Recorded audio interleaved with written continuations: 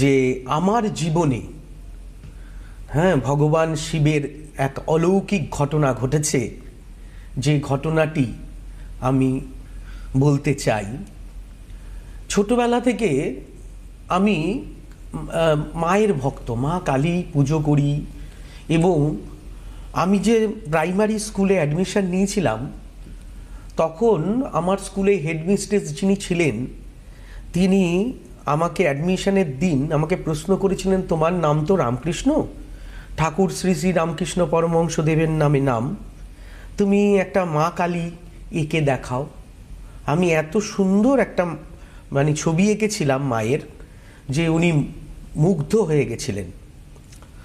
তো পরবর্তীকালে আমি একটা ছোট শিব ছিল আমার মায়ের, সেই শিবের মাথায় বেলপাতা দিয়ে খুব ছোট্টবেলা থেকে 4-5 বছর বয়স থেকে আমি পুজো করি।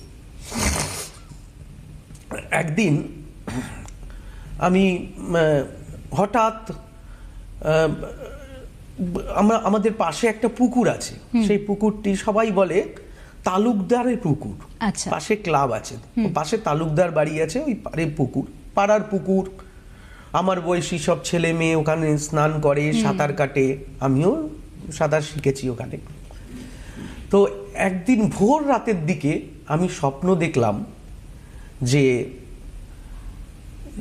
মহেশ্বর উনি আমার সামনে এসছেন এবং বলছেন যে আমি শিলারূপে এই পুকুরের ঘাটে আমি অবস্থান করছি, আমি আছি, তুমি আমাকে তুলে নিয়ে আসো। তো এই বিশ্বাসটুকু নিয়ে সেই ছোটবেলায় আমি পুকুরে নামলাম। প্রায় 1.5 ঘন্টা ধরে আমি খুঁজে খুঁজে খুঁজে খুঁজে দেখলাম এত বড় ওজনের একটা কালো কুচকুচে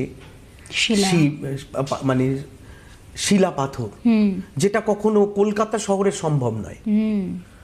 কলকাতা শহরে হয়তো স্টোন চিপ বা এত বড় শিব কেউ হয়তো কোনো মন্দির থেকে পুকুরে বিসর্জন দিয়ে গেছে।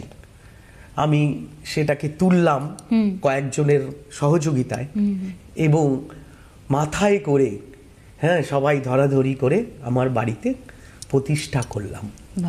এবং সেই ছবিটি, আমার অনুষ্ঠানটা যারা দেখবেন ইউটিউবে, আজকে তো ইউটিউবেও ডাইরেক্ট দেখানো হচ্ছে, তো তারা ওখানে ছবিটি দেওয়া আছে।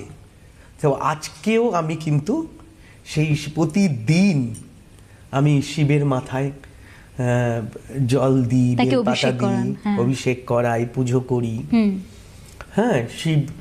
শিব আমার কাছে যখন নিজে স্বয়ং এসেছেন, আমি তাকে কিন্তু যেভাবে পারি সেভাবে আমি কিন্তু পুজো করি। এইটা আমার জীবনের একটা অলৌকিক ঘটনা। এটা আমি ভাবতে কোনোদিন পারি, মানে এটা কোনো যুক্তির কাছে এই বিষয়টা কিন্তু আসে না, কারণ আমি হার মেনে যায়। কারণ আমি কিভাবে যে স্বপ্ন দেখলাম এবং বিশ্বাস নিয়ে আমি পুকুরে খোঁজাখুঁজি করলাম, আর পুকুরে ইট ছাড়া তো আর কিছুই নেই, কিন্তু এত বড় একটা কালো কুচকুচে শিলা।